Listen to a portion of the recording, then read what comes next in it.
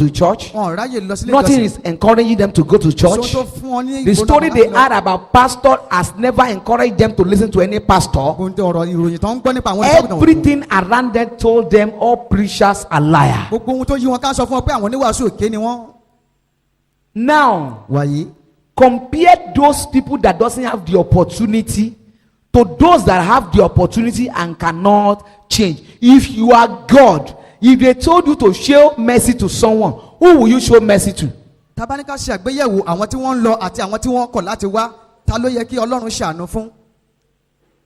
Think about it. Maybe you don't understand me.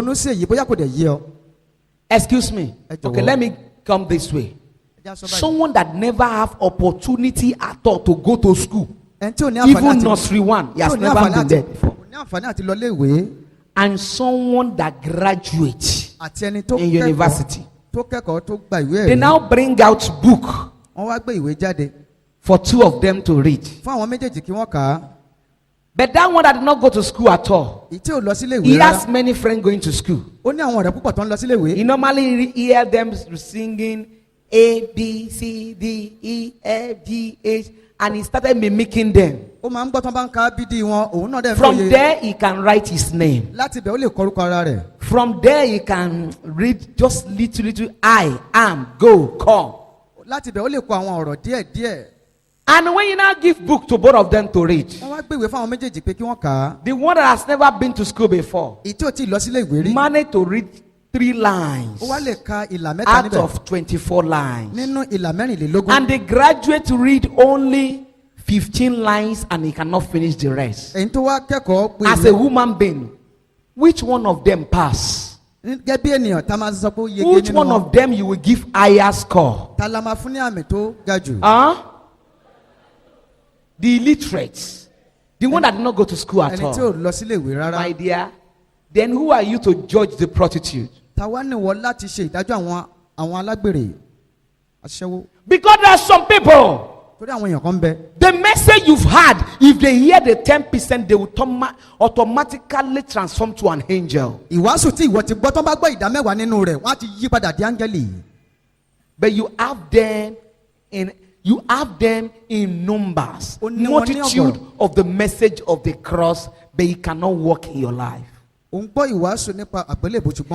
is why the anger of God will be so much that day when they want to judge you. Heaven is not for the rich or the poor, but only the obedient. Excuse me.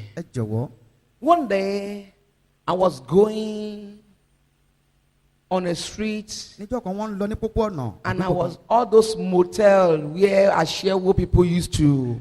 And I saw one small girl. She'll be at the age of 17, 18. She has bleached her body from head to toe. She wore a cloth half naked. You know, she has grown wild.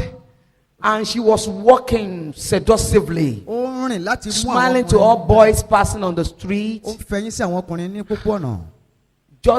He started giving body language to men. I was annoyed. And something just told me, I still love her.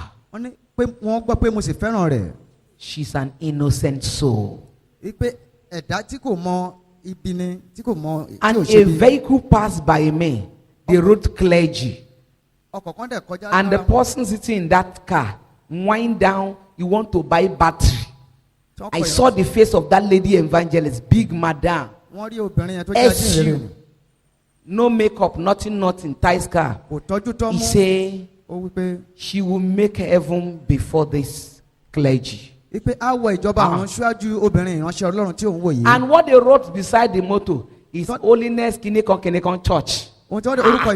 Someone preaching holy, that appear holy.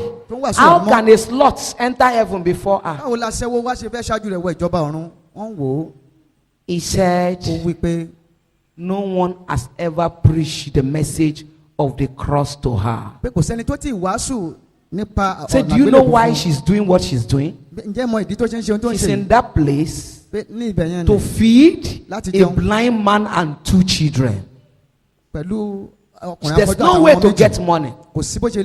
She sell her body to feed is a blind man that is not related to her at all in the village. To feed that man and the 2 children. And this morning, he saw a boy crying back from school. He now stopped her. Why are you crying? They sent me away from school. And go home. And when I get home, my mommy and daddy has left. And there's no way I can enter. And this girl followed this boy to the school and paid 4,000 out of 8,000 for that boy to return school. She's just coming from that boy's school. That is why you see her standing here. She want to hot money to replace that 4,000. I now open my mouth. Hey! The great judge is watching. If an harlot can do that, then what are those angels sitting in the church doing?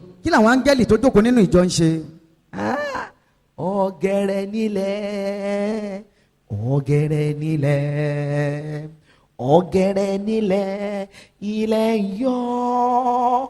Nítorí náà ẹni bá dúró, nítorí náà ẹni bá dúró, nítorí náà ẹni bá dúró, kò lọ ṣọ́ra. He now told me, the owner of the school that chased this boy, they are general overseer of a church. With the age of that boy, they know there are kidnappers in the town. They are not afraid if anything should happen to that boy on the way going home. And they said that boy, they open gate and push him out because of 8,000. And an harlot paid for it. And they collect it. He now say, I am the great judge. Do you know how I get there? Our tire get puncture. And I leave my driver and the motor there. Say, let me slow. Now slow at the slow. No be Lagos. I just the waka. Now I saw that, you know. I was carried away.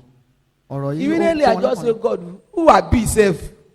Between me and this guy, say, who better pass safe? And I'll say, let me go and preach to her. He said, no. I have prepared 4 people to win a soul in this place. Just pray for them not to lose this target. I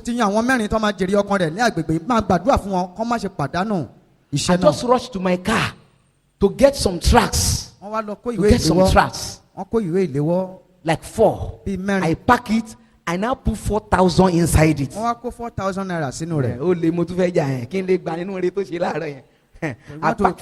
into from it. that blessing that she had received.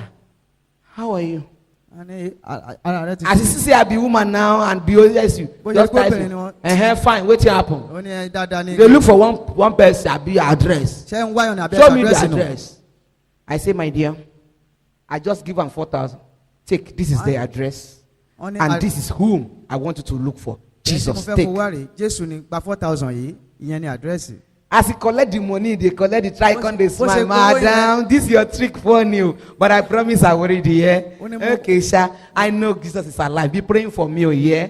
Be praying for me. Me too, I want to live a better life. You know Nigeria situation now. Thank you, madam. Are you staying in this area? I say I come from Lagos. He say, Lagos, money there. If I see person carry me come Lagos, me too I will come. Thank you, madam. Thank you, madam. That's how I left. What God just want me to know, that's what I need. Heaven is not for the rich, nor poor, but for the obedient ones. Excuse me. Obedience does not start from coming to church. Coming to church is not obedience. It's not part of obedience. Loneliness can bring you to church.